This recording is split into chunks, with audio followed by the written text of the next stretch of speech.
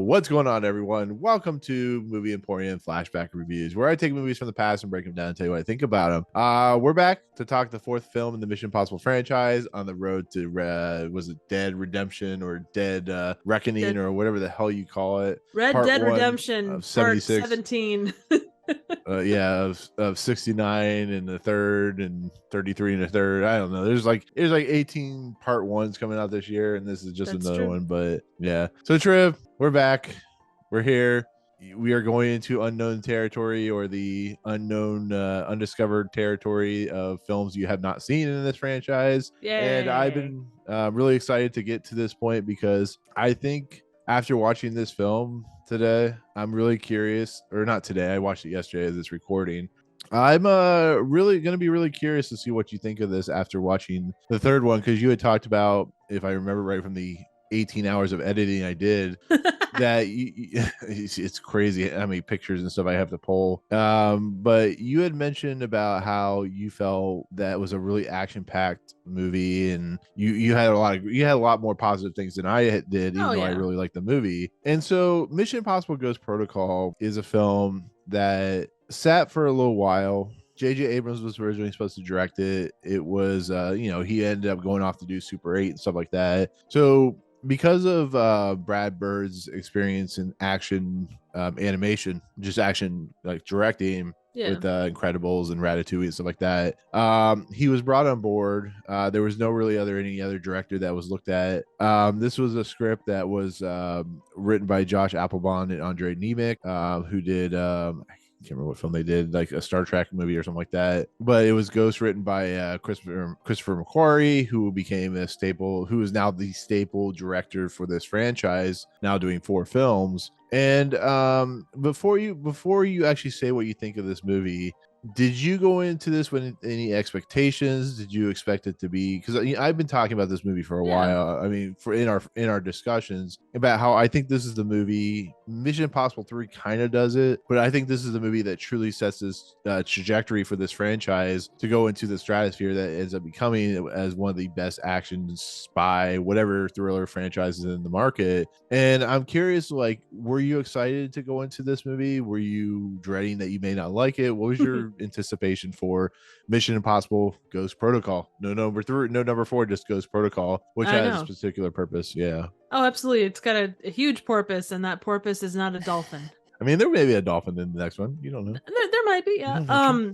So I didn't really go in with expectations, because honestly, I didn't really do any looking up beforehand. I wanted to make sure, and with most movies like this, I try to go in as blind as I can. Yeah. I figured, and I mean, from our discussions and even just, remembering back when these movies came out, the acclaim surrounding Mission Impossible, number 3 and onward has been pretty well documented. I mean, even if you're not... Yeah, it's like meteoric. Yeah, no, absolutely. I mean, and I know that I've made this comparison before, and I don't mean... I guess I do sort of mean the bombastic nature of the way the movies have gone as they've progressed, but this one and the Fast and Furious saga kind of go that same way. Obviously, this one has more grounding than Fast and Furious, but it kind of changed gears after number 3. It became almost a different franchise, really. Yeah, it does make sense. It basically is a franchise that allowed Tom Cruise to basically give the insurance creditors a heart attack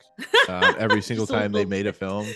I mean, as you can see, and when I went to here was my expectations for this film. Oh, look, it's the movie that The Dark Knight is going to have its prologue attached to in an IMAX theater 6 stories tall. That's really cool. And I was excited for the Dark Knight thing because it was the opening scene at the bank, like the whole segment there. And it was all shot in IMAX. Yeah, it was all shot in IMAX. And what I didn't, I was still anticipating this, but this movie to me set apart why I love this franchise. And we'll talk about it. But outside of a couple films, maybe, I don't know, like Avatar, this is the sweatiest movie I've ever been to sit through in a movie theater. When it comes to, I don't know. Have you ever been to a 6-story IMAX? I have not. I've been to so you've IMAX never been to like movies. A science center, a science center or anything like that? Okay. No, I haven't. But I mean, I've been to IMAX, just never one's that tall. Right.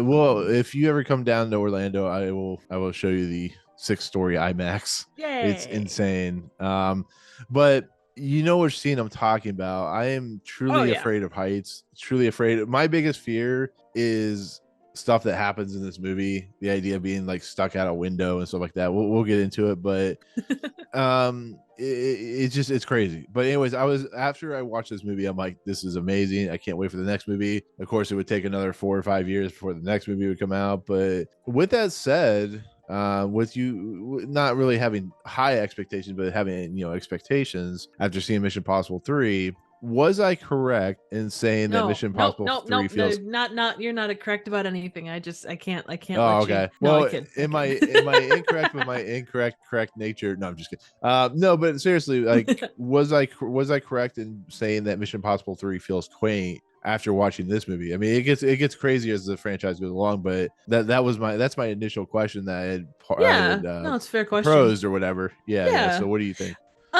This definitely has a different tone. Yeah. I don't know that to me, 1 seems quaint compared to what came after. 3 is kind of the balance point for 1 and 2. And obviously this one takes it and it just, adds a rocket and it, blasts off from there. It does truly find its groove. So yes, in terms of like finding its tone and finding that balance of humor and like the right balance of how much plot do we drop, how many MacGuffins, bad guy, whole 9 yards. It comes to a good point with this one. Because of Philip Seymour Hoffman, I still think, at least from a villain perspective, I think that 3 had a leg up on everything. But yeah, as far as like stunt work and like plotting and just overall, this one's definitely got it in the bag. Yeah, it's a movie that, I mean, to be fairly honest, when it comes to a movie like this, when you have a director like Brad Bird come into the mix, you're always kind of cautious when it comes to a director going from like a different form of medium into a different other medium. So you think of like the Russo brothers going from comedy to the Avengers, Captain America series, and you have J.J. Abrams coming off like Felicity. He had just shot the pilot for Lost, going into Mission Impossible 3, and so on and so forth. I mean, you could name thousands of directors. Colin Trevorrow doing The Unfortunate Nature of going from Safety Not Guaranteed to Jurassic World. But what this movie does that I was really shocked by is how seamless Brad Bird makes this transition feel. Yes, it didn't work entirely successful with Tomorrow World, but or Tomorrowland, whatever the name of the movie was. But here, it almost feels like he never lost a step. He did Incredibles, which I think came out in 2006. I think he done Ratatouille, and to go into a movie like this with a $200 million budget, even though like Ratatouille and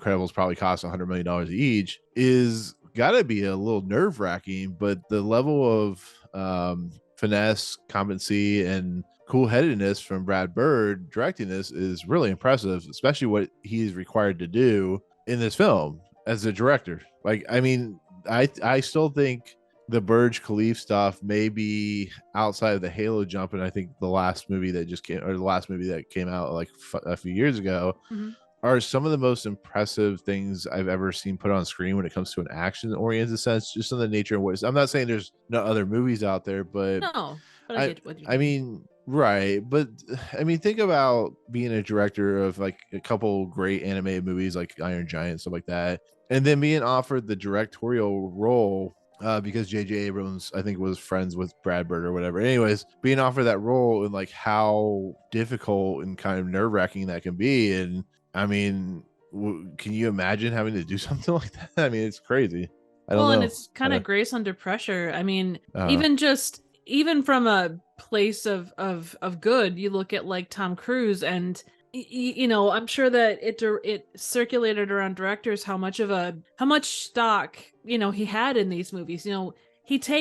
It's not like he shows up to shoot, does this thing, and goes. Because even actors that become producers in movies, they have an amount of ownership, but it's certainly not gonna stay and edit this movie or do whatever. I mean, Tom Cruise seems to take a very hands-on approach, and this is his baby. Yeah. And this is a series. For anything else he does, to be able to control and balance all of those intricate pieces apart from him. And then you add him into the mix and being able to balance all of that. Now I don't know if J.J. Abrams had, I don't know, control, quote unquote, No, to I help. mean, there's an extent to control. You can definitely feel Tom Cruise's like hands in the Oh yeah. pie in these movies. Like it's Oh, like there's 100%. like if Tom Cruise were not the actor and superstar that he was, this franchise would not be the way it is, No. and he would not be doing the stunts he's doing. I mean, like it's pretty noticeable how Tom, like you listen to that audio tape where they were filming the Dead Reckoning Part 1 during the COVID era, and people were messing around, and he set that shit straight. He's like, you guys get your shit together, Right. or we're gonna fire every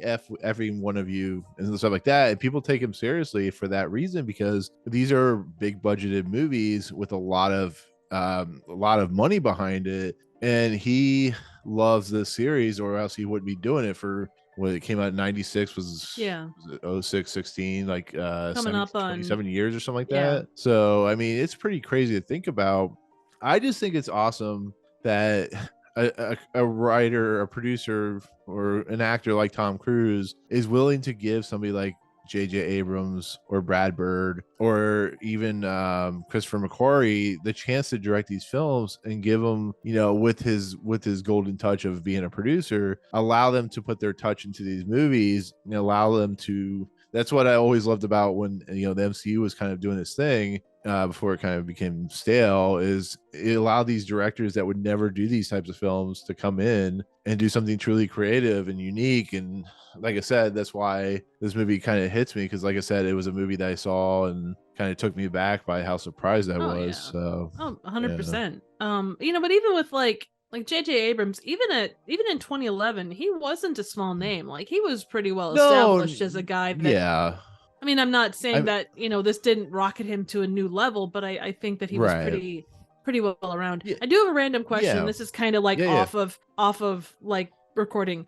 But is Christopher McQuarrie, is he the son of the guy that did all the concept art for Star Wars? Ralph McQuarrie? No, I think that's just different. a coincidence. Okay. Yeah, you're talking about Ralph McQuarrie. Yeah, it's just a coincidence. I think it's if it is, that's kind of cool. But Christopher McQuarrie kind of gained his acclaim through like Unusual Suspects, and he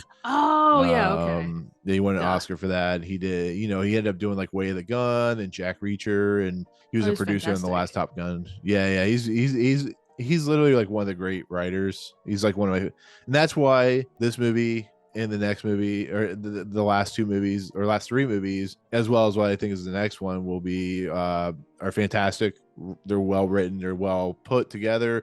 I don't think the villains are the strongest, but I think it makes up for it in just character storytelling and bringing in characters that actually last through the franchise instead of just having one-off characters. Oh yeah. And I do have to make two apologies. The first one, I didn't completely forgot that Ving Rhames was not in this movie outside of the end. And it was for money reasons. He wanted more money because he felt he deserved it, because he was in, he's part of this franchise. So I understand him wanting more movie, and he held out, and they had to. That's why I think they brought in Jeremy Renner, or they upped the progression of Simon Pegg's character because of what Ving Rhames wanted, and it's understandable. I'm surprised he was even in this movie to begin with at the end, but the other felt tacked on just a little bit. So yeah, it did, but I'm so glad he came back. I'm so glad that they fixed that mistake, and you'll see he's such an integral part to this movie and this franchise. But the other apology I have to make is I made in the last video, I made the assumption that Paula Patton was not very good or used very well in this movie, like the John Rhys Meyers and Maggie Q. And I actually found to be kind of sad that she never comes back, because she's so good in this movie. Oh, she's fantastic. Like she's awesome. She has a great backstory. She has a great development of her character. She feels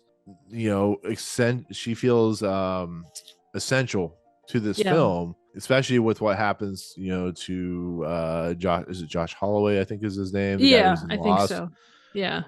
And she's so integral to that plot, and having to deal with Lea Seydoux, who I love as an actress, and all that stuff, and how she plays out. And though I think it's not as well done as like Rebecca Ferguson and I think Haley Atwell, I do think it's kind of sad that she doesn't pop up later, and it has to do with scheduling. It has to do with just the fact that with Robin Thicke and stuff like that, and that whole situation. She just didn't have time, and she Right. has a kid, and it's just one of those things where it's just an unfortunate. It's balance.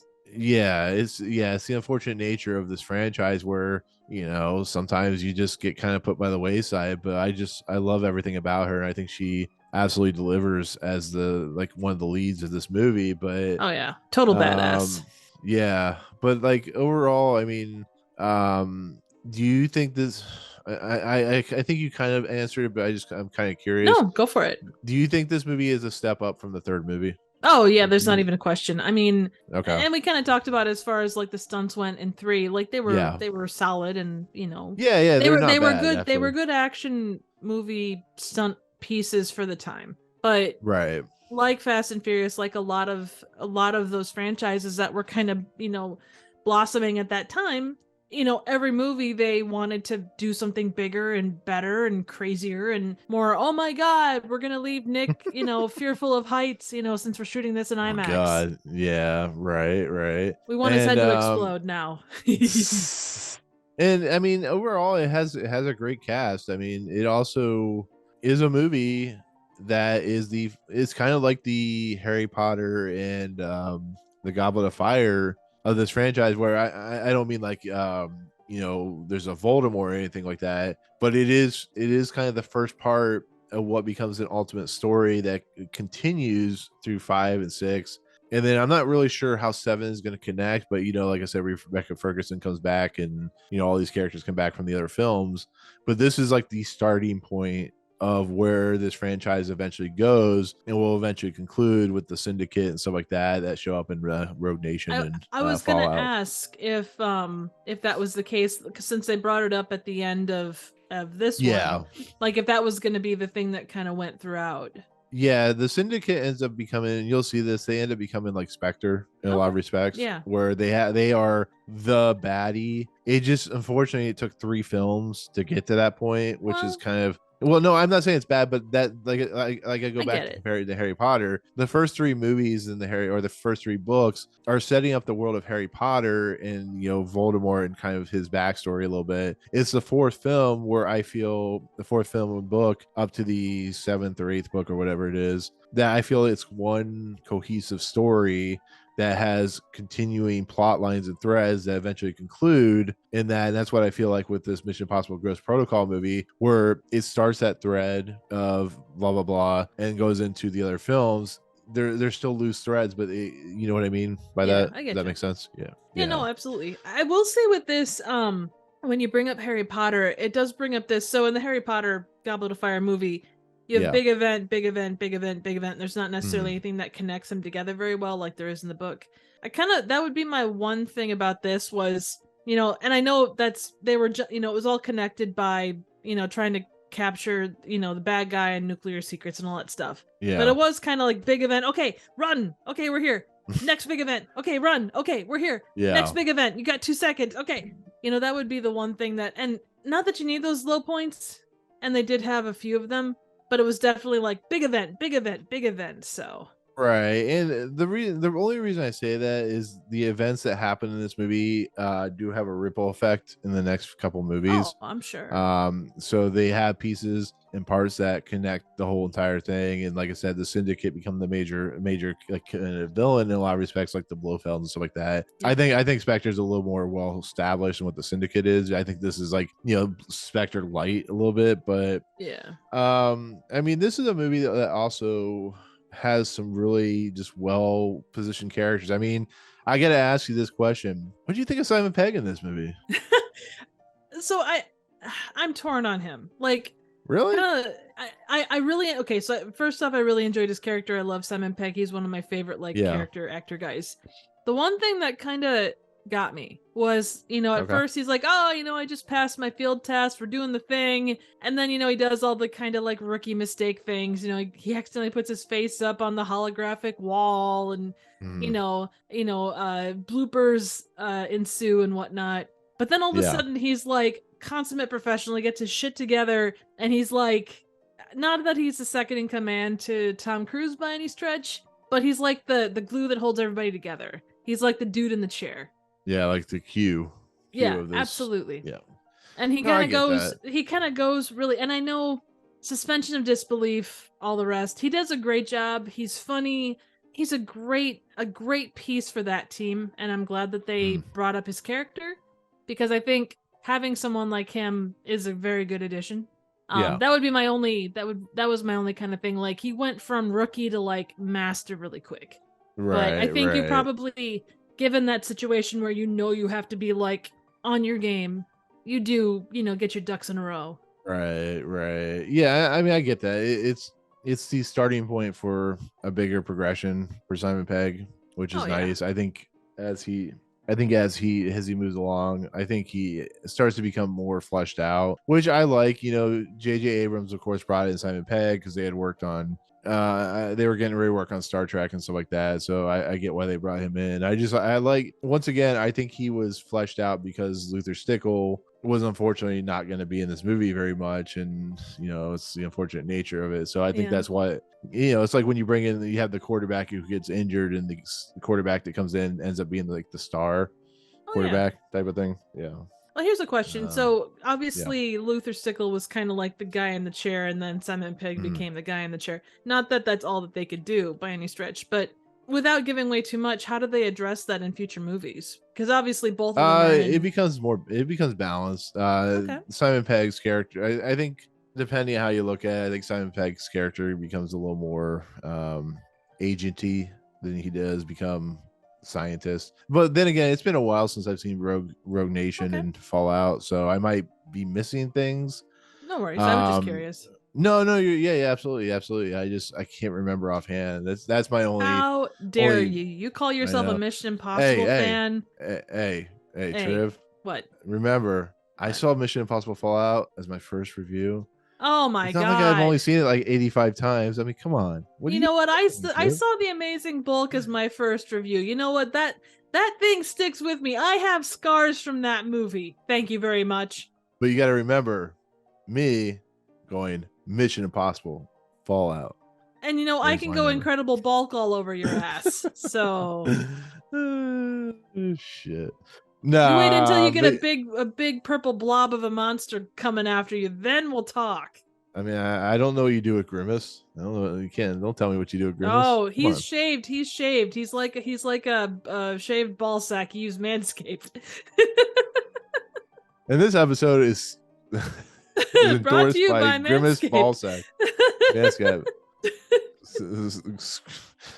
Wow, God, going places. But yeah, no, it's well, I wish I could remember it. I feel bad because Rogue Nation is actually my favorite film in the series. Cool. So anyways, with that said, like they do literally like it's 96, 2000, 2006, right? Or 2005. Yeah. So 2006, 2011, and then however they go from there. They didn't. And obviously other stuff comes up, and they have to decide whether they're going to make it the next one, which I'm sure by this point they were like, hell yeah, we're going to keep making them.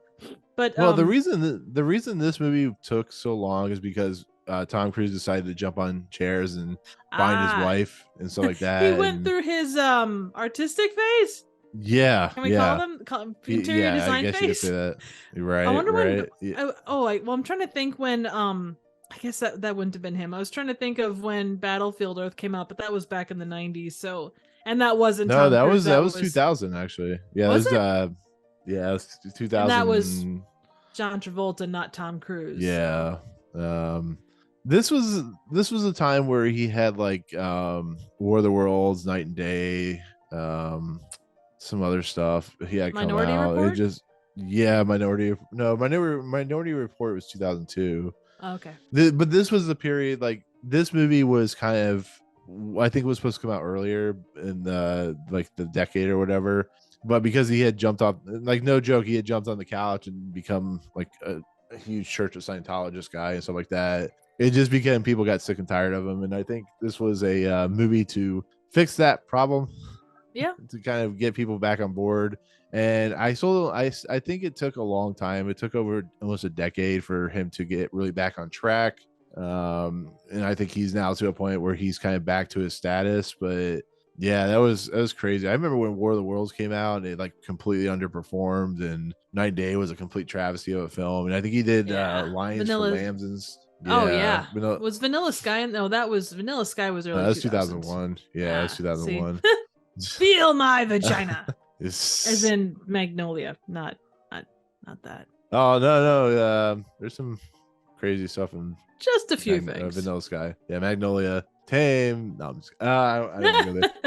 I love Magnolia though. I think he's great in it. Definitely worth the Oscar nomination. Also Tropic Thunder. He also helped rejuvenate That was his career. such a great movie. Yeah. I will say at that point in time, it's one of those things where like you kind of ebb and flow on a lot of actors. Yeah. And I had ebbed pretty hardcore on Tom Cruise, but seeing him be genuinely funny and kind of raunchy and just like I really appreciated that in that movie. Yeah, it's pretty funny. Seeing him do that to apple bottom jeans, it's still. But yeah, I think this was his trying to get his career back on track, and that's why it took so long. But then again, Mission Impossible: Rogue Nation came out in 2015, 4 years later, and then Fallout came out in 2018, and then Dead Reckoning literally has still not come out 5 years later because of the pandemic and stuff like that. But too, close. I think not rushing. Because look at I think that's one thing that the sequel trilogy of Star Wars kind of suffered from. They were trying to do too much too quickly. They took their time with Mission Impossible. They didn't have a structure. No, absolutely. Yeah. But you know what I mean. I mean, even beforehand, they were planning on doing 5 movies in 5 years, and they took their time with this, and they really, and not that you can compare the two, but just generally, like they took their time. They did the stunts well. It was a lot of practical. It was, and obviously there's a lot of CGI, but it took its time, and that it did things right. And whether you consider that old school Hollywood, quote unquote old school Hollywood, or whether that's just, I don't know. There's class to these. Right. And I mean, this movie feels like old school Mission Impossible. I think actually of all the Mission Impossible movies, I think this has my favorite tech in it, and actually has one of the best moments of tech that kind of malfunctions, which we always which made me laugh watching this, because we've been talking about face tech in this franchise, and it's great. But this movie sets up what would happen if the IMF was disbanded, was accused. Disavowed. If the IMF was accused of causing a national incident and were therefore disavowed, called Ghost Protocol. That's why it's called Mission Impossible: Ghost Protocol. And it all starts out with a really cool scene. Once again, this wasn't IMAX. It was really well shot. It takes place in a train station, and it introduces us to a character named Hanaway, who is running away from some bad guys. And this character is played by Josh Holloway, who of course was in who played Sawyer on Lost. And he's a guy that kind of disappeared after Lost, but this was he was still kind of hot at this point. I mean, he is a good-looking guy. I mean, he's still probably hot. There's a reason he was considered like one of the hottest guys in 2006 or whatever. But absolutely, 2011, yeah. Actually, this is actually right after Lost it ended. Now I think about it. Oh wow! Did you ever see? And this is completely off topic, but did you ever see there was that? Was it? There was like a YouTube like jingle of here's a llama, there's a llama, and another little llama, and they did they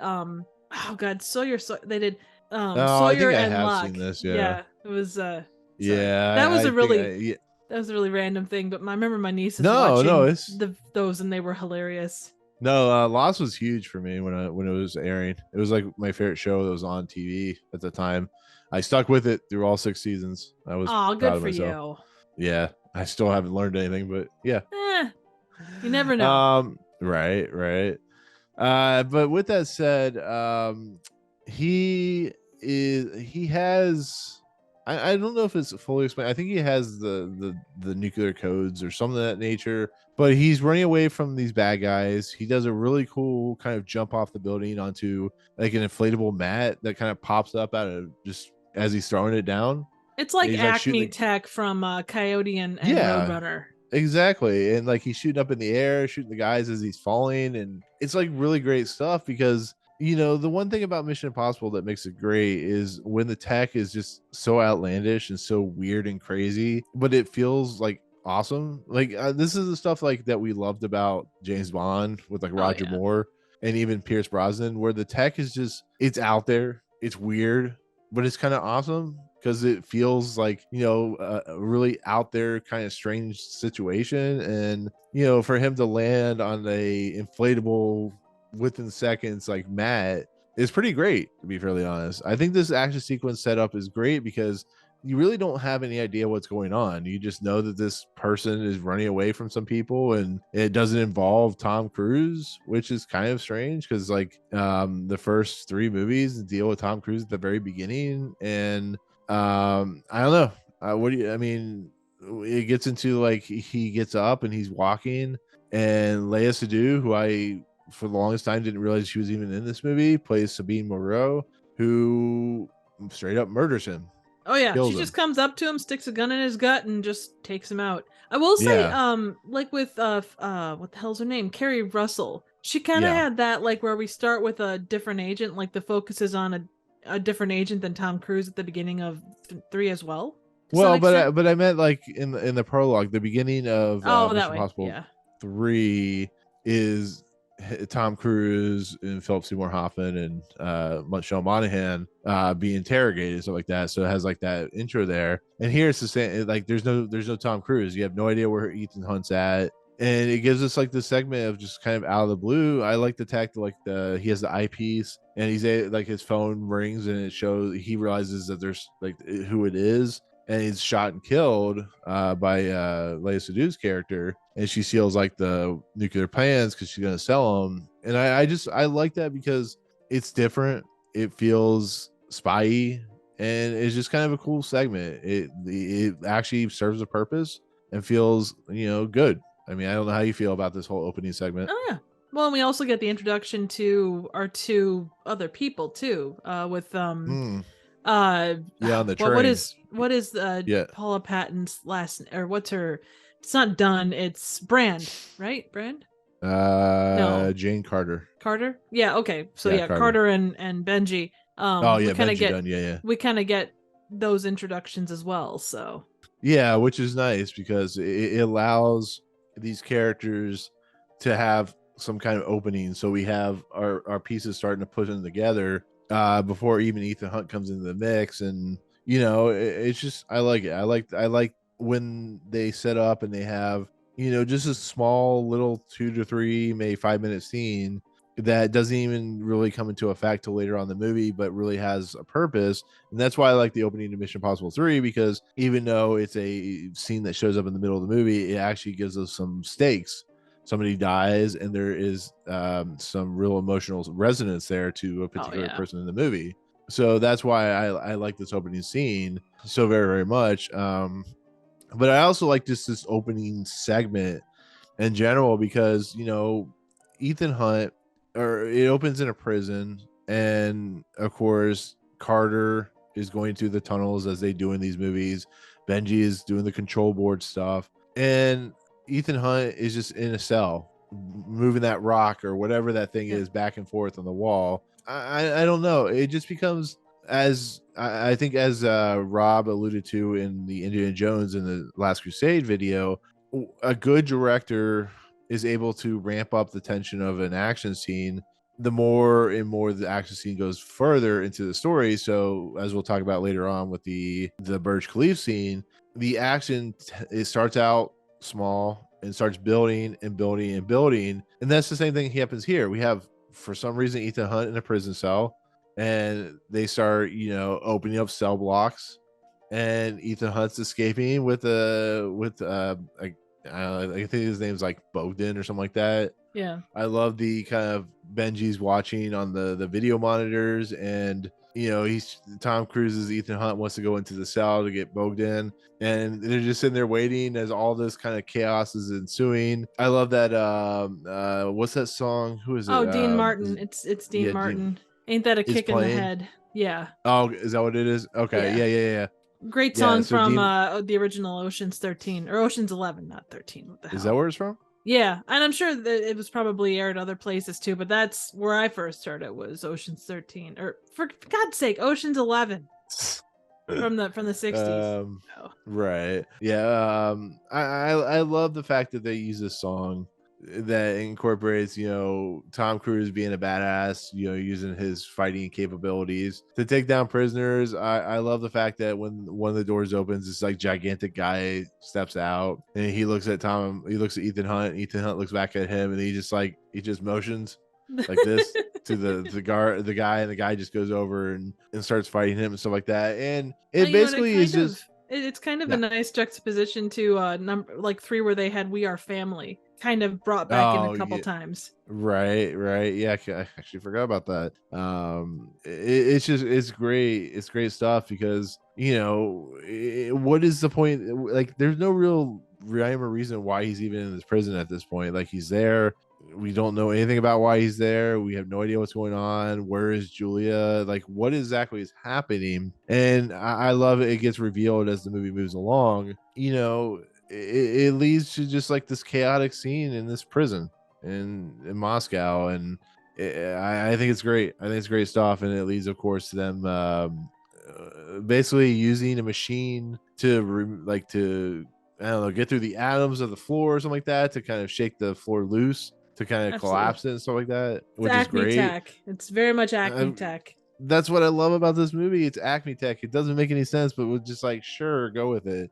Like, none of this tech makes any sense in this movie, but I just love it for that. But I love that this guy Bogdan, or whatever his name is, he looks down at the hole, and like Ethan Hunt actually has to move him away before the like the little kind of spear rope like hits the wall, the ceiling.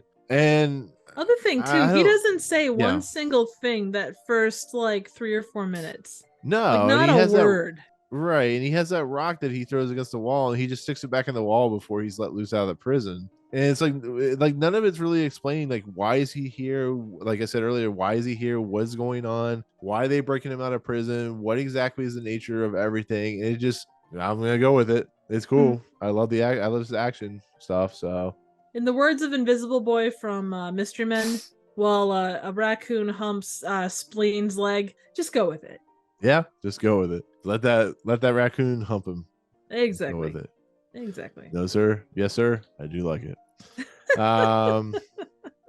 But after the last couple of movies where we didn't get like kind of the cool scene that Mission Impossible, the original movie, had, where like they go down there, all chaos is ensuing, and Tom Cruise goes, light the match, and she lights the match after like all the stuff with like Benji and her, and why are they bringing this guy along, all this stuff. They light the match, and this is like a really cool like introduction opening like title sequence or whatever, where it's like, it's unique, it's different, it's not straight using all the scenes, but it's adding scenes in there. It has a really unique version of the Mission Impossible theme by Michael Giacchino, and I don't know, it's just like really cool. Yes, it's very CGI'd, but like, I mean, what did you think about that, like that kind of title? Really enjoyed it. And like it, they looked at the original, they didn't copy it, they didn't like stray too far from the original. They kind of found just that right balance that fits like what happens in the movie, but also lets it be its own thing.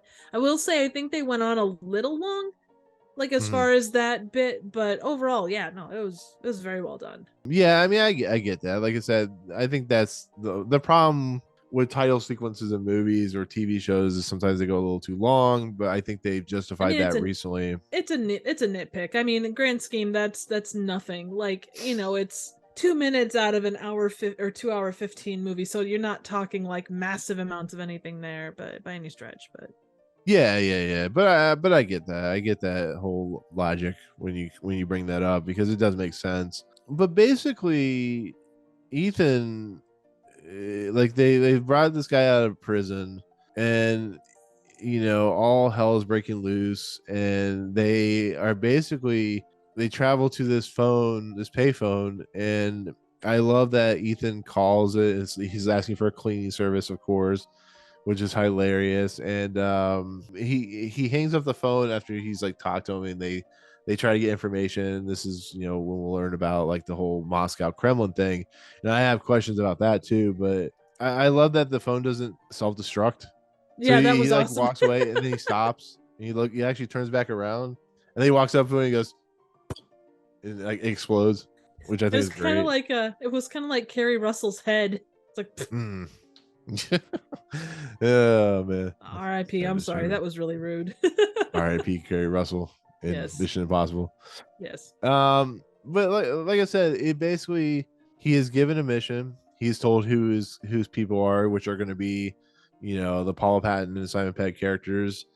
Is this at the point where she talks about what happens to? I want to say it's her boyfriend or her husband or somebody she loves. Definitely She goes into significant other of like or love interest of some sort. Like they had some kind yeah. of connection. If I remember right, like I said, I saw it yesterday. This is why I usually see the movie before I record, like literally before, because I start forgetting some things. And I think this is the point where they're in the vehicle and she's explaining what happened and the whole Leia Seydoux situation and all that stuff. And then they get basically they have to go invade the Kremlin, which the Kremlin. So we've had in Mission Impossible 1, we had Langley.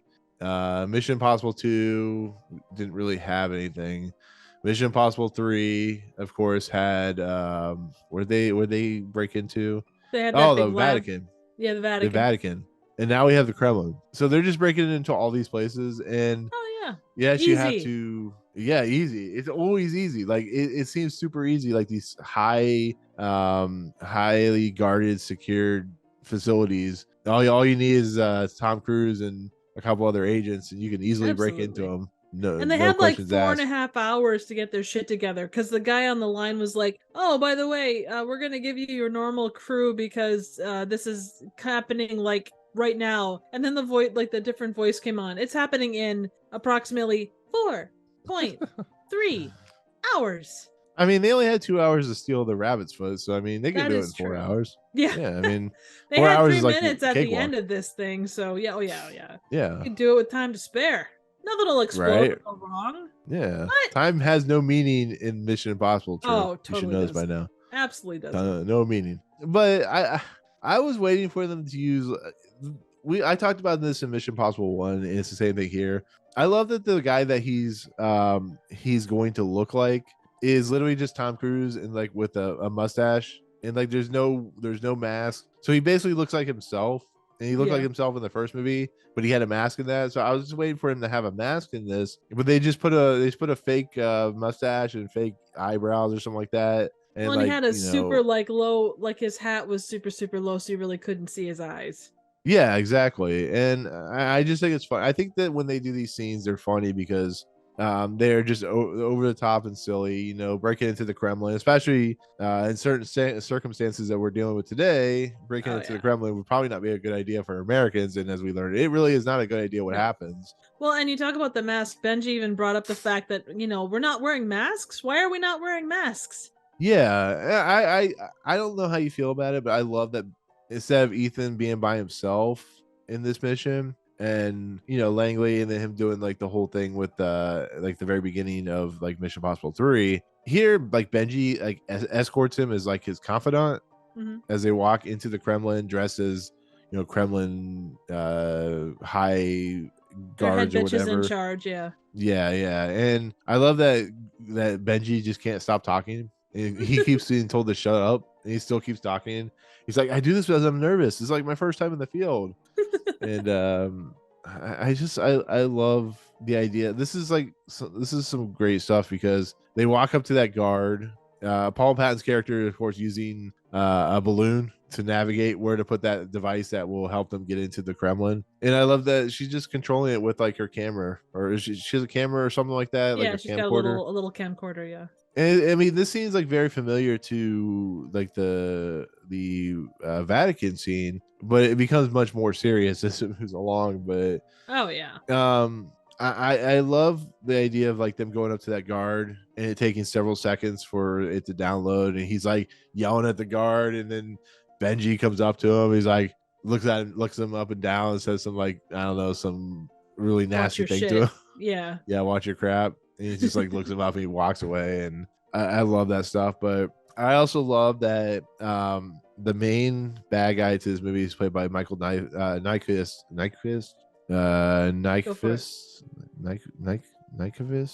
just say Nyqvist. Michael Nyqvist, who was in the original Girl with the Dragon Tattoo. He played the Daniel Craig character. So Thought he he played looked the familiar. reporter. Yeah. Nice. But if you see when they're walking into the Kremlin, you actually see his character. They pass him, and his character walks in front of him. So this character of Seydoux, I'm sorry, Hendricks, Kurt Hendricks, is there. You actually see him walk past Ethan Hunt and Benji to go do what he needs to do. So I thought that was a pretty clever kind of setup and foreshadowing to what will eventually be kind of, who the main bad guys and stuff like that. But And he kind of nods at him too when he walks by. yeah, like he knows. Yeah. And I just love the fact that like Ethan Hunt doesn't really think about it till it starts going down. And but what I love about the scene is they bring in this tech to break into the vault to recover whatever microfish or whatever. And I don't know. This is one of those things I was waiting to see what you think about it. What do you think about this tech where like they have this like little machine, that little device that makes it sound like water leaking, and then they set up this like big kind of projection tent with like a iPad? It's a glorified green screen, really, or like a rear projection TV or something. But like, I mean, what do you think about it overall? Like, kind of the idea of that tech? Because I feel it's like one of those they things have where infinite pockets because all of that stuff it doesn't fold down to nothing. Like, where do they keep it all? Do they have like a TARDIS purse or something where they hold all of that stuff? You don't know. Once they pop it out, they don't put it back in. They just let it go. They let the guards find it. Oh yeah, exactly. Yeah, there's no button to like unfold. Exactly. I did really enjoy the rear projection thing. That was a cool piece. You had a little bit of humor attached to it. And just trying to think about it from the guard perspective too, like, okay, if I was sitting there, would I notice that even though it looked the same distance, that there was something not quite right? Like there was something tangible there, because it's still a screen. It's not like it's a hologram. Do you think he was sent to? Do you think that guard was sent to Alaska like the other guy? Oh, absolutely. There's not even a question. He was sent to Siberia, but since they're in Russia. That's a good point. But him and the other guy could wave at each other from across the pond. Right. But I love the fact that like as they're waiting for it to finish rendering, like Benji walks in front of the camera. You see like his gigantic, you see Simon Pegg's gigantic face, which is great. I love this setup because it's very spy techy. It's a lot of fun, and it's goofy, but it just feels like something you would see, if it were true, you would see this kind of tech being used. Oh yeah. And I think it's interesting when he goes into that room, he finds missing data, whatever the guy's taken. But he's being set up by Kurt Hendricks, because Kurt does what Tom Cruise does in the third movie. He calls on the intercom, making it sound like the IMF team. He's part of the IMF team, which I thought was great. Oh, yeah. And it leads basically Simon Pegg having to go off and meet him up later. Tom Cruise, Ethan Hunt character sees Hendricks walking by, which I think plays out pretty nice later on, where he's able to remember the face. And then draws like a stick figure, and the one guy is like, "Oh, I know that face." Right. But the thing about this scene is, like, I love how like Tom Cruise's Ethan Hunt has a jacket that switches around, so it makes him look like a tourist. This whole sequence leads into the IMF being accused of bombing the Kremlin, which is outrageous, because that would, it's impossible. I don't say it's impossible, but it could really like never happen to this extent. And I mean, what do you think about that? Because that leads into some really interesting dark territory. Whereas Tom Cruise is running, like, the whole part of this Kremlin facility is being destroyed and people are going to die. And it's you expect like, okay, it's an explosion, it's going to take out like one small thing. No, it takes out the entire facility, the entire road in front of it, which afterwards they talk about gas mains. So it could have been set up where it set off all the gas mains and kind of screws everything. So it makes it exponentially larger because of that. But yeah, it was a hell of an explosion. There's no doubt. Yeah, it knocks out Ethan Hunt, who wakes up blood in a blood pack attached to him, and he's handcuffed. Yep. Yeah, and on the news, like, it's being accused, like you said, of gas main accident. Having Ethan Hunt be kind of vulnerable at this point What do you think about that? Because like this guy that comes into the mix is like he's a detective for the Russian police force or whatever. He's a guy. He's kind of like the guy from Mission Impossible 1, where he kind of just follows Ethan Hunt around. Eventually becomes kind of similar, like an ally a lot of respects. Yeah. But I mean, like knowing this kind of, they become kind of the threat terrorists, the IMF and Ethan Hunt. But like, what do you think about this? Like, what do you think about this kind of turn of events and stuff like that? I mean, it is interesting to see because, with everything that he goes up against, like he's always got at least a lockpick on him, or, he's got something. I mean, he's shirtless, he's shoeless, he's handcuffed to a trolley thing. So from that perspective, yeah, I mean, he is the most vulnerable that we've seen him, really. I mean, Yeah. and seeing how many things, including in this movie, that he like survives with, and he kind of limps away, but he's not dead after doing whatever thing. It's always that vulnerability that you just don't see with a lot of them, especially in that time and place, I feel like. Right. Yeah, I mean, as we know, your favorite scene in this segment is, of course, Tom Cruise with no shirt on, wearing khakis. He really doesn't have that. He's wearing jeans. He's not wearing khakis.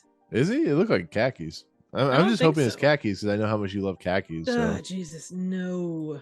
Like my biggest, like, oh god, I can't handle this, is this dude has no shirt on.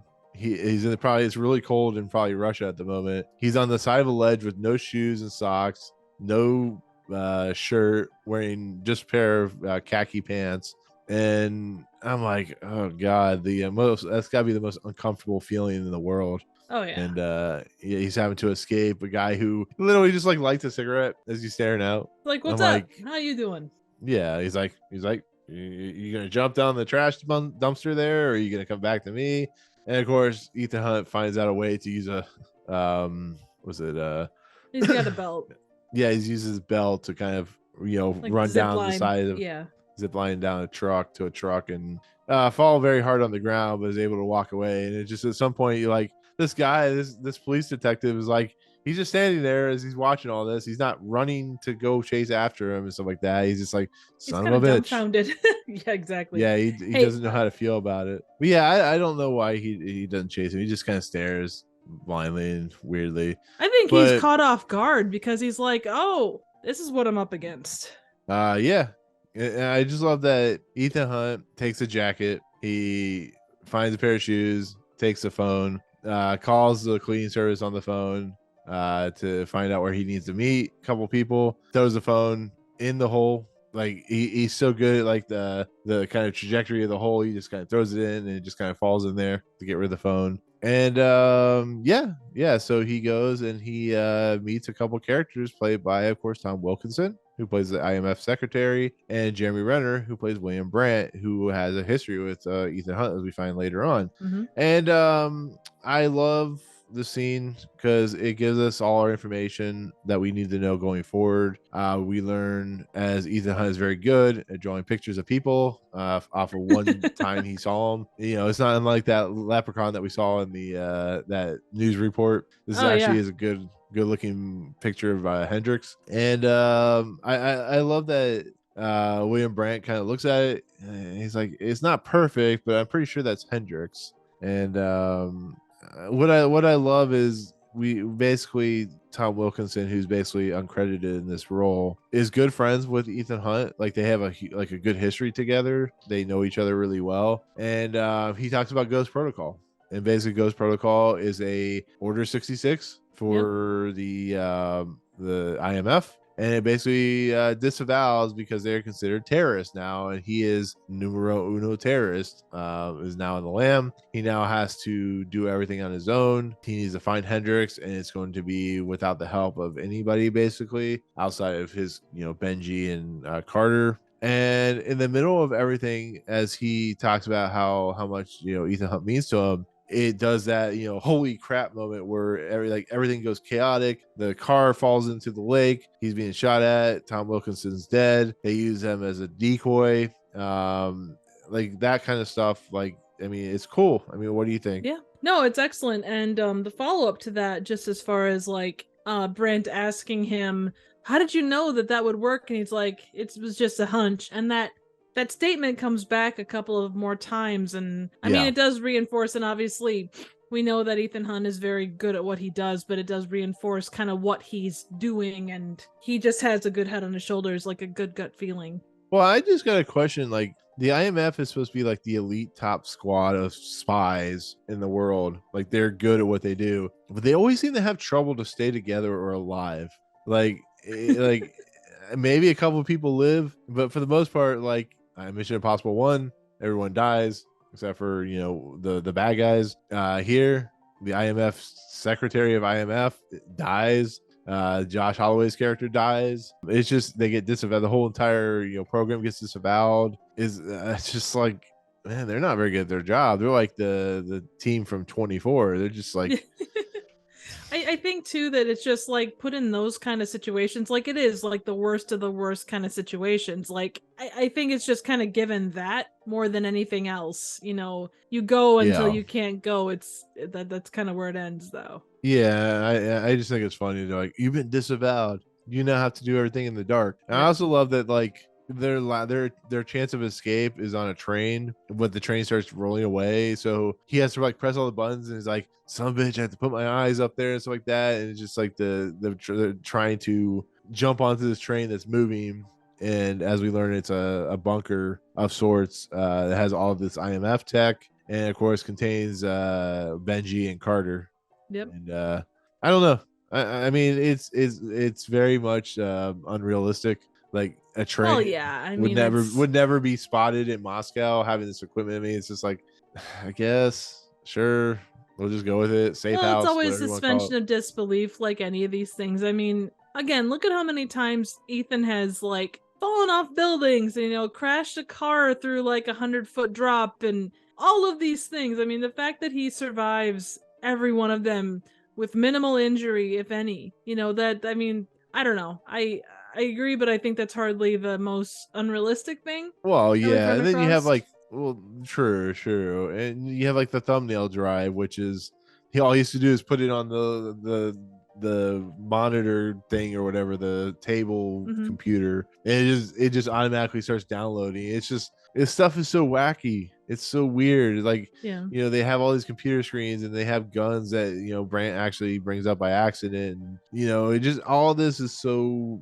spy-y. And where's the power coming from for all of it, you know? Maybe the train, when it's moving, it has like a, I don't know, one of those like crank batteries. Yeah, there you go. They got a hamster under the thing going. Probably. Maybe they got a llama under there. I don't know. That is the hope. Yeah, and the only thing that like I wasn't a real big fan of is like Ethan Hunt calls somebody, you have no idea who's calling, you don't know who it is, and he's asking to make sure this person is in Dubai. It's the Burj Khalifa. Yeah, thank you, Dubai. And I when the reveal happens of who it is, it's just like, it doesn't really add too much to anything. I don't know. I kind of felt that way about the Russian like chief of police guy. Like, that's what I'm saying. He's like, yeah. Well, no, that's what I was saying. He's like the guy from the first movie where he's just kind of chasing after Ethan, but he doesn't really have. Well, he shows up twice. Purpose. He doesn't really, yeah, like you say, he doesn't bring that much to it. But yeah, it's just. It's a minor plot point. It's not that big of a deal, but it does still add to it. I mean, it is a big deal because it weighs down the movie a little bit. I mean, it's not the worst thing I've ever seen, but it's just like this guy is just kind of there to be kind of a. Does he not show up in future movies, or? No, he's not in any future movies. He's just this whole movie he stars in. So it's I don't know, whatever.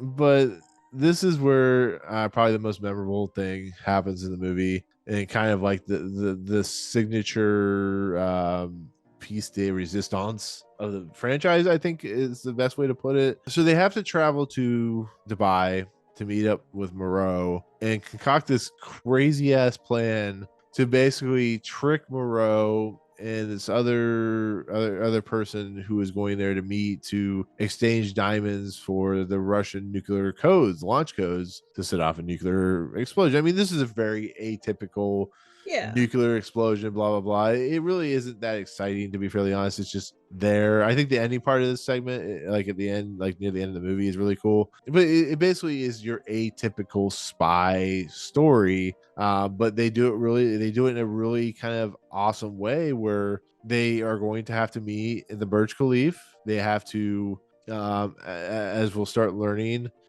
things with Brandt's character and Ethan Hunt's character in the past there.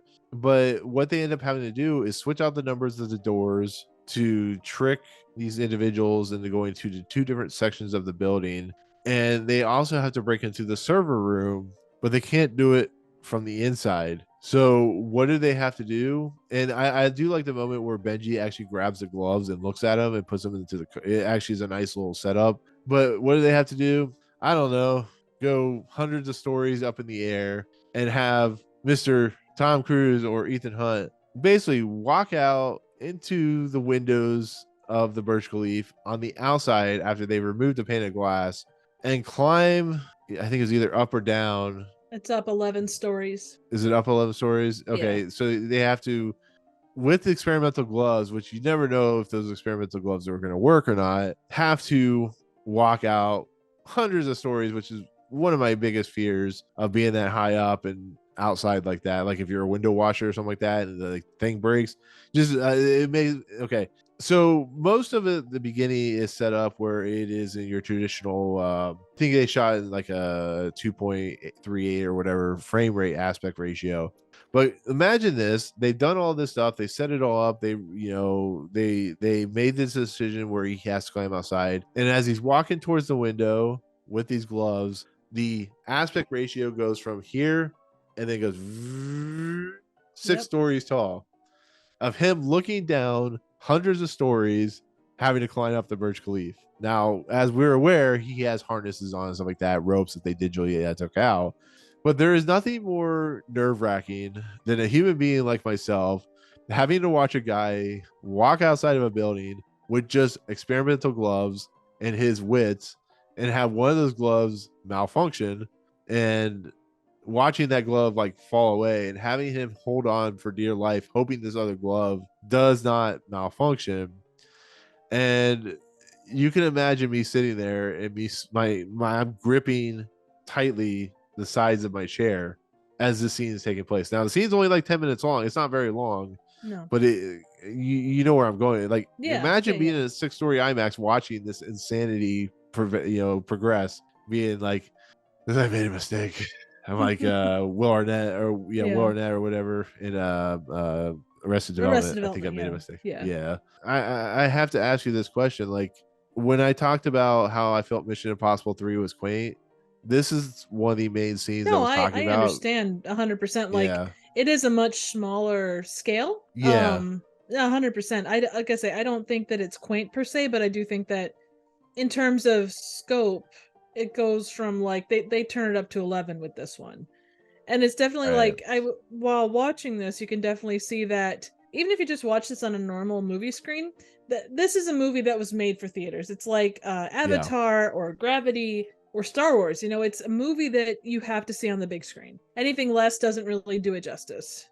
And like watching a Christopher Nolan movie in IMAX, there is just something awe-inspiring to watch what they're doing. Because you got to imagine like this was a setup that took many, many weeks of prep. The audacity of doing what they're doing, allowing the government or the people that own the Burj Khalifa are allowing them to remove windows and remove pieces of this building to do this. And I gotta ask you, like, this scene, like, what did you think of it, like, overall? Like, where would you consider it, like, an action set piece? Like, what was your overall feeling of it? Because it was one of the greatest sequences. I mean, it's top tier. Off the top of my head, I mean, it's definitely top tier. It ranks right up there with those, and the fact that it's by and large practical. I mean, that alone kind of moves it to another level because of the fact that it's not CGI. It's actually, Tom Cruise out there doing his thing. Obviously harnesses and all the rest, but my God, I can't even imagine. Yeah, and I don't think the series ever exceeds this stunt when it comes to what he's able to do. There's other stunts that are great, but this is when I first realized that Tom Cruise is not only insane, but he might be one of the greatest action actors in the history. It's crazy, and the fact that one of the gloves malfunctions is Oh, you knew it great. was going to happen, honestly. Like, Well, they're yeah, not but going it's to great have him suspense storytelling. go, no, No, absolutely, without doubt. But I do but think that it, you kind of see it. You don't see it coming, but you kind of know that they're not going to make it easy. And in this movie, especially, like, they go down to the last second, they go down to every, like, oh, let's try this. Oh, shit, that happened. Oh, let's go to this. Oh, shit, that happened. Like, there's yeah, I nothing like that's how simple about this. right, and I like how he gets up to the server room, and he like kind of sticks himself kind of in the crevice of this small kind of piece of glass, and he's trying to cut it, and then he falls like several stories or something like that, or a Yeah. few stories down, and is able to survive. And it's just like stuff like that. And as he as he literally breaks the glass, the other glove malfunctions. You're like, Yeah. holy shit. Like, if that glove had malfunctioned, he'd be nothing but guts and blood Oh, and yeah. unrecognizable at that point. And that, watching what happens to do is just like my worst fear and stuff like that. But the server room stuff, once again, like everything that's building on top of, like, there's a sandstorm coming that they all recognize this is a problem.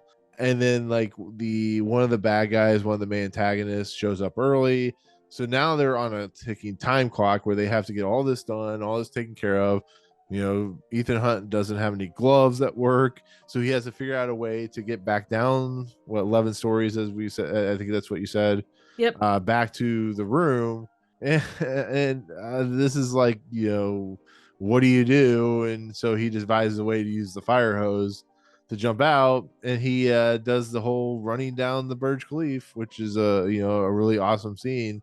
Oh, But he's amazing. just not, yeah, he's just not long enough to. This is a whole like Die Hard situation where the fire hose is just not long enough, and so what does he do? He's going on luck, and so he runs around the building and does like a jump off swing, kind of like what he did in the last movie, where he's swinging around the Burj Khalifa and removes. This is like, I'm telling you, Triv, I was like, oh my god, he's not gonna make it. He's not gonna make it. I know he's gonna make it, but Right. you're just going, oh my god, my hands are like, tight and clenched. It's like the claw or something like that. And he jumps and he hits the window. He doesn't make it into the room. He hits this window. He falls. Brant actually goes for him to save him, and then of course Benji or Carter, whoever is holding Carter. on to. Is it Carter who's holding on to? Oh yeah, because Benji is doing the door thing, but Carter's holding on to Brant, and here's just Ethan Hunt for dear life hanging off the side of the building. And they're like, son of a bitch. And they're able to get back into the building, and they're back into the room. And I'm like, oh my God. I think I just had a heart attack. I think I'm going to die. I think I died. I think I'm scared now. And then Benji comes in, man, that was so tough. My life was so tough. And he looks at him, he's like, hey, how you guys doing? Oh yeah, and that is one thing with this movie. The humor, the way that they play the humor, it works within the context of the situations. It doesn't feel stuffed. Yeah. It's like when he's like Brand is like, oh hey, it's too short. He's like, no shit. It's like it's kind of quippy, it's kind of goofy, but no, it's awesome. It's great. Yeah, he's like, no shit. Yep, exactly. But like I said, this scene is not very long. It's long enough to make me have a heart attack, to make me feel the blood pressure rising, everything about it. And there are other scenes in this franchise that have great moments of impact, but I think the scene is the peak of the series, just because it's ambitious and is nerve-wracking and is shot in IMAX, and just it completely just floors you in how insane Tom Cruise is as an individual. Oh, yeah. How Paramount is sweating balls right now knowing that Tom Cruise is doing this, and it completely works. And it leads to the whole big sequence where they have to figure out, basically they have two rooms identical, and one room is going to be where Leia Seydoux' character is going to be at, and the other room is going to be where the other guy is going to be at. and they talk about how they have to like take the picture with the little kind of lens in the eye. It's going to make like scrambled copies and stuff like that. And it prints like into the briefcase. I think my favorite piece of Yeah. tech is the contact. Right. It's great stuff because, and then the problem is early in the film, the tech guy who like finds out that like the Kremlin's being bombed, like takes his family, is going to take his family and leave, and then of course is taken hostage by Hendrix and stuff like that, is taken to the Burj Khalifa to verify the documents. And I love the stuff because Tom Cruise or Ethan Hunt and the crew realize that they can't fake the documents, that they have to take pictures and of the real launch codes, which puts them in a predicament that, you know, they'll try and bug it, stuff like that. But I love that, like the how this scene plays out, because there's like moving pieces and moving parts of the whole entire scene. It's, you know, having to justify like hopefully this part works, hoping this part works, and it's going well for the moment until Lea Seydoux's Moreau character realizes that Brandt has been taking pictures because she can somehow see the little piece in his eye, and all hell breaks loose. Everything starts going bad. Of course, Ethan Hunt has to go after this guy that's part of Hendrix's crew, and they capture Moreau's character, and it leads to a nice fight sequence between Carter and Moreau, which leads into like, you know, Tom Cruise's Ethan Hunt's character is like, you know, she's an asset, you can't do anything, just keep her there so that, you know, we can kind of take her prisoner and stuff like that. And it doesn't go as planned. Nope, Tom Cruise never goes does. off and does what he thinks, and, you know, goes through and do the sandstorm chase sequence, which I think is incredible. I think is well shot. It must have taken forever to try to put together. And then you have this fight sequence, which ends up having what's her face, Lea Seydoux, knocked out the window to her death. Several hundred stories up. It's yeah, it's exactly what would have happened to Tom Cruise if Brandt hadn't saved him. And just the idea of falling that far, just, oh god, it reminds me of like 9/11 and stuff like that. Just like the thought of like, oh god, it makes me nervous. That's why like I don't ride the Tower of Terror very often, because the idea of just like no control on the fall is what that you have is what scares me. No, 100% understood. And you know that, and this is my sense of humor tends to be pretty dark.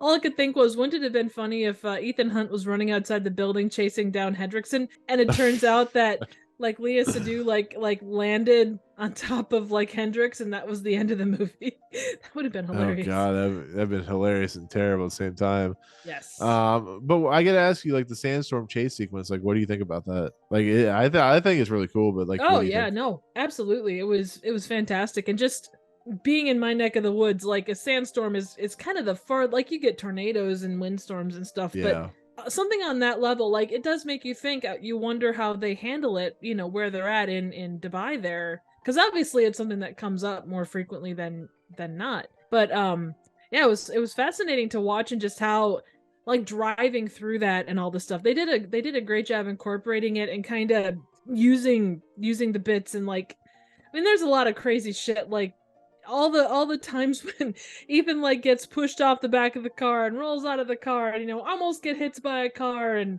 all the rest. I mean, it's insane, but it's fun. It's a really fun sequence. And that leads up to what I was talking about earlier, where the scene starts out in small and it builds and builds, and then of course you throw in the sandstorm, and it builds even farther and it builds even farther, and now it's a point where Ethan Hunt is in a predicament which he has no real kind of way of getting out of, and, you know, he eventually kind of just can't capture what we find out is Hendrix in a face mask, which actually, I mean, we forgot to talk about that earlier, is the face mask in the Burj just completely malfunctions. It stops working as this building is trying to put on a mask, and Tom Cruise is like, hey, you know what, maybe she does never seen him before or something like that, you know, maybe she's never seen Hendrix or whatever. But I just, this whole sequence is just, it's great action storytelling, and really gets a sense of like everything that could go wrong for the IMF and these group of individuals kind of goes wrong. Basically, no, they lose the nuclear codes, their asset dies, and it's just, I love this scene. I do. Yeah, It's my it's favorite excellent. action sequence. Yeah. And it's funny. It Um, has a for all of yeah. the drama and stuff, they do bring in a fair amount of humor without going over the top with it, which I really appreciated. So Yeah, like Benji's second hand. He has like this yeah. hidden hand. Is that way he can trade out the diamonds and stuff like that. And you know, the like the no shit line, or you know, Benji coming in going, "Hey, that was like really difficult," and they all just And look at him, and it's like, yeah, all I could think was when Tom Cruise was was running against the sandstorm. It's like, oh, precursor to the Mummy. oh yeah, we're gonna have you on a plane with just grunts and no sound mixing or anything like that. Yeah. Yeah. This movie actually is really only three parts, to be fairly honest. It's the Kremlin stuff, the Burj Khalifa stuff, and then the Mumbai stuff. Yeah. So you get this segment where once everything's gone down and it's kind of fallen apart, they find themselves in a safe house of some sort. I love how basically Ethan kind of confronts Brant about like who he truly is, and Brant is actually he's a soldier, he's an IMF agent in a lot of respects. He's very good at what he does. He takes the gun out of Ethan's hand, and Ethan goes off and meets Bogdan and this his cousin, who ends up being like a mercenary of sorts. Mhm. And it's fine. They find out that that Hendrix has bought a station with a satellite, that they a tactical satellite, so they can launch the nuke. But we are led to believe that, as Brant tells Carter and Benji, that we kind of learn bits and pieces, but basically it's learned that Brant had gone over to either protect or whatever. I think the Michelle Monaghan Julia character, and it went all bad and involved like soldiers, and she ended up getting killed, and like they found the body, and it caused Ethan to go into severe depression. He ended up somehow at this prison. Well, he ended up killing the We, guards that supposedly killed his wife, yeah. and So ended up in the prison because of that. yeah, so that's why they broke him out. As we'll learn later on, it's completely different. But I love the fact that he feels guilty by this, that he's there as kind of like what's that word called? Not retribution.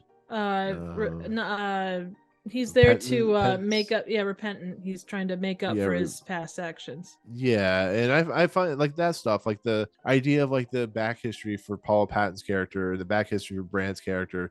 Benji's the only one that really doesn't have any history because he's already been introduced in the last movie. He's kind of a character is just there to be kind Well, of and like he's a brand new too. If he had that kind yeah, of yeah, baggage like that right. early on, I don't think he should have been an agent. I mean, Right. But I love that there's actually dimension to these characters oh yeah, that really hasn't been. I mean, as much as I like Jean Reno, he doesn't really have dimension. He's just a bad guy who did, something like a murder yeah, people or something like that. yeah. The only one, Jim Phillips and his wife, are the only ones that have real dimension. And the second one, who Dan Ray Scott was an IMF agent or whatever he was, and the third one, that's why I kept complaining about those two, No, I Maggie Q and understand. John Rhys Meyers, because there's not really anything about them. That's why like Paula Patton's character has a lot of history behind her, and has a really interesting back history and feels Oh, very agreed. fleshed out. And I think too, it depends on the time. Like, and not to say you're only talking 5 years difference, but I do yeah, think there was a different dynamic into, your focus was on your main characters, and the rest were just kind of there to fill space and to do tasks. This was much yeah, more of an ensemble cast than what you had in 3, Like they all kind of share the yeah. screen, even though Ethan Hunt is kind of head bitch in charge. Right. And I love, like I said, Jeremy Renner. I love him as an actor. I think he's great. Man, and he kind of did everything in that time. He did Born. He didn't do Reacher. Yeah, Did he? no, Did he he do did. Reacher? He was in Born. He was like the Hurt Locker of the town. The reason he doesn't come back for I think the 6th movie is because he was in the middle of doing the MCU. That makes So they're sense. like, yeah, he's under contract playing Hawkeye, and Yeah.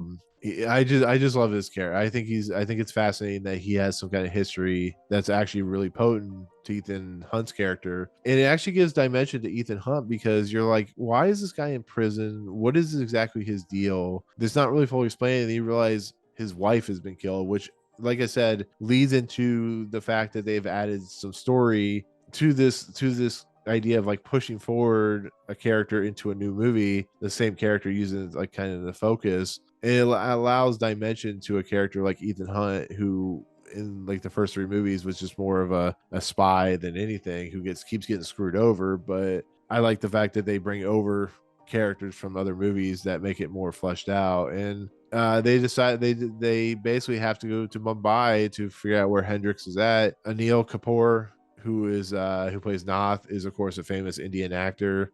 You may have seen him, like, I think he was in what's that movie? What's the movie that won Best Picture? Dog Millionaire. Yeah.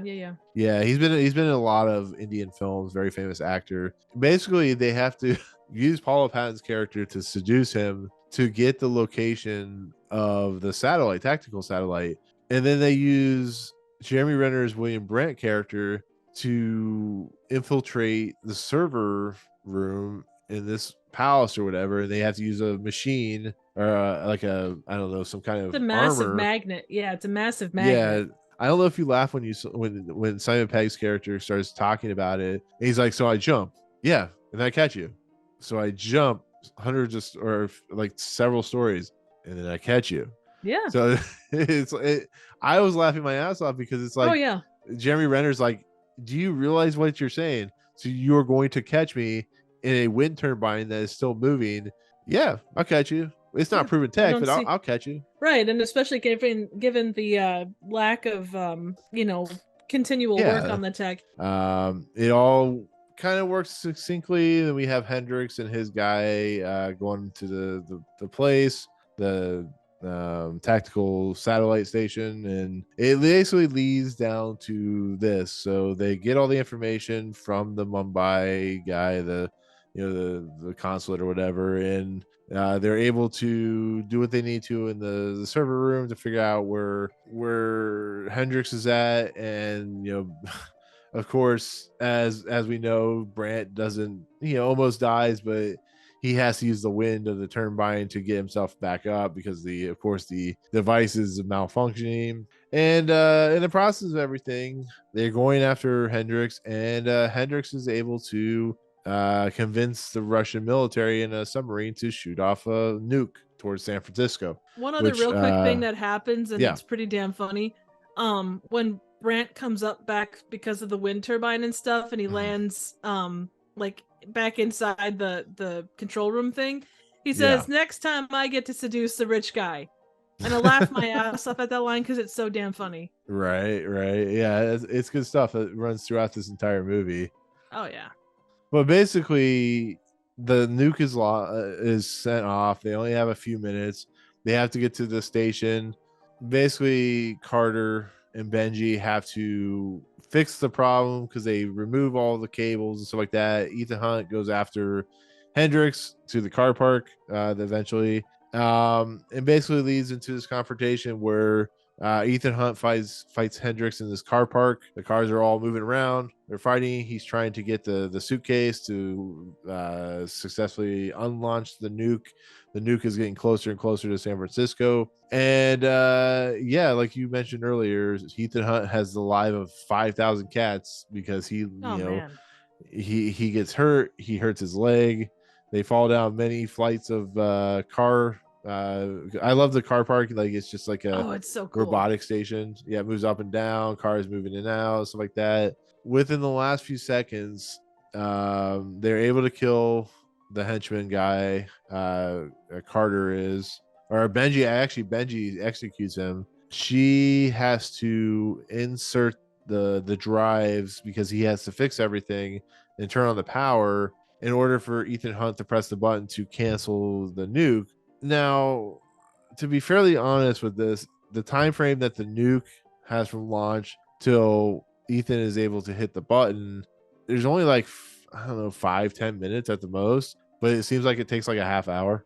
It totally does. Like, time is like of no essence in this scene, but it's of all the important essence. And Hendrix, the case, falls off to his basically death because he falls off the car park, or he throws himself off the car park. Ethan's like, crap. So he takes the car and drives off the car park, hundreds or probably 35, 40, maybe 50 feet in the air, falls on the ground where he would have definitely died, but somehow survived. He's airbags, slowly, bitches. Right? He's slowly walking over to, or crawling over to the case, opens it up. And what does he say, Triv? I can't remember exactly. Game over. Mission accomplished. Yeah, he hits the button, goes, mission accomplished. Doesn't work.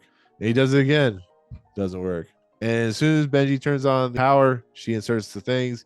He presses it like 3 seconds or a second before it's supposed to hit. Yep. I mean, at this point, you think the nuke would have exploded. Oh, yeah. But they're able to stop it. It hits the side of I think it's the Wells Fargo building or whatever building that is. Yeah, that big triangular thing. Yeah, it's like the highlight or the main thing you see when you see pictures of San Francisco. It's like the Space Needle. It's like all big and interestingly shaped. Yeah, it's like a landmark. I think it's the Wells Fargo Tower or something like that. Yeah. But he basically the missile falls into the lake or the river and the bay there. Yeah, everything's hunky-dory. They're all saved. The Russian guy comes up and talks to them, and Hendrix dies, and they find themselves in Seattle for some weird reason. Yay! They're in Seattle. Yeah, Space Needle. And who is there but none other than Luther Stickle, who just kind of shows up, talks about, how he gives him such shit. It's great. Yeah, right. He gives him so much shit. It's funny.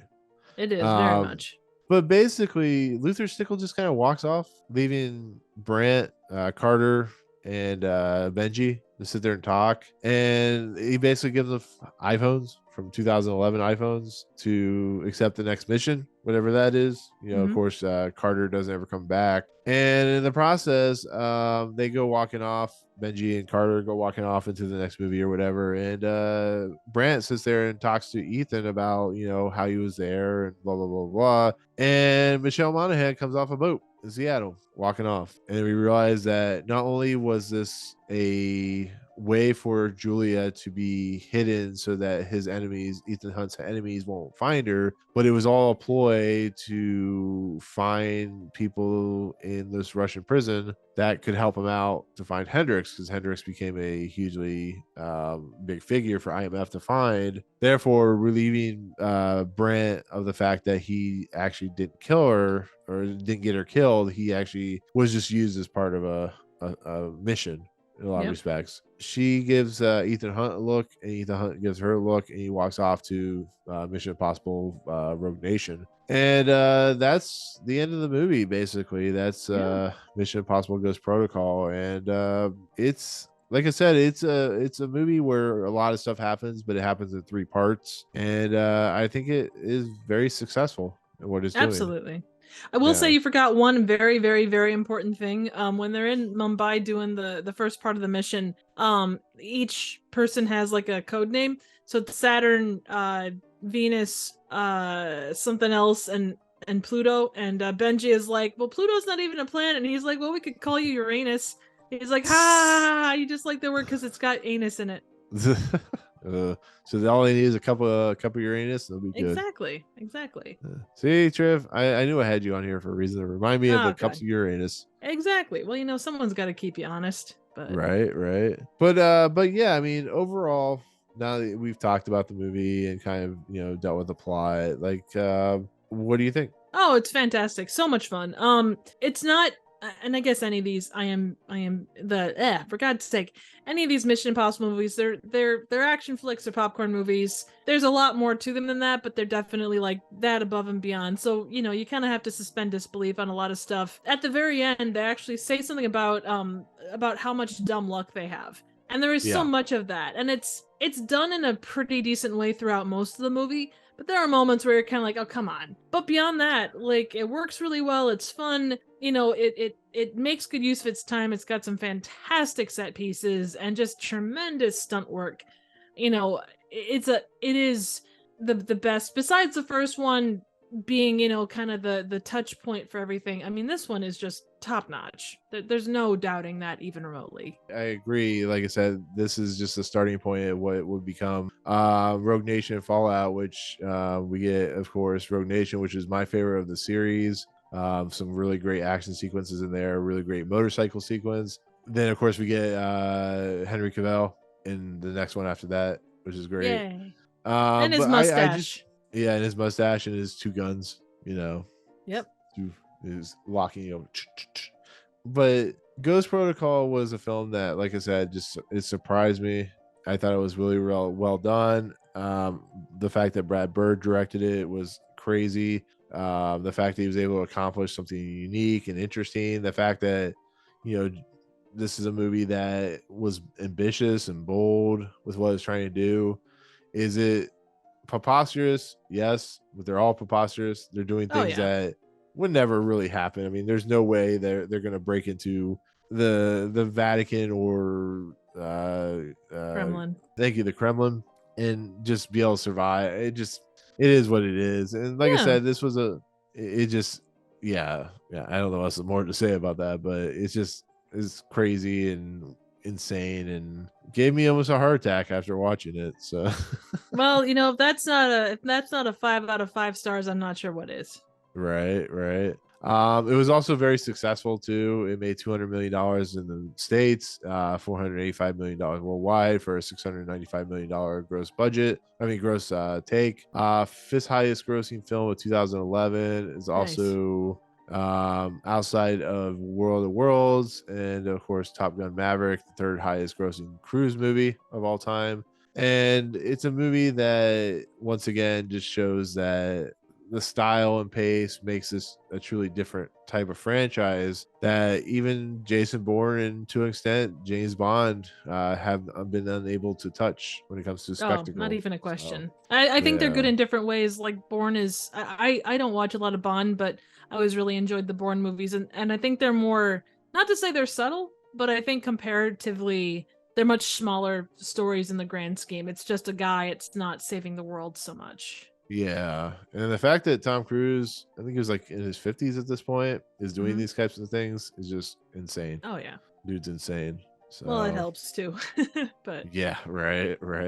But with that said, that is Mission Impossible Ghost Protocol, the fourth film of the franchise. So I definitely say we hit a home run with this one. So absolutely. Thank God we're not dealing with. I can only imagine this franchise just going down the shitter like Fast and Furious did, but fortunately, Tom Cruise is not an idiot, unlike some people in this franchise in this world. But anyways, with that said, next film we're going to be talking about once again is my favorite of this franchise, which is Mission Impossible Rogue Nation. Introduces us to Rebecca Ferguson and Sean Harris. Alec Baldwin is of course going to be in this movie. This has some of my favorite, like the way it's shot, the music, everything about it is absolutely fantastic, and I look forward to talking about it. So Triv, did you have anything last thoughts, anything you want to talk about before we head out? Not really. I think we're good to go. So just remember, if you're ever undercover, call yourself Uranus.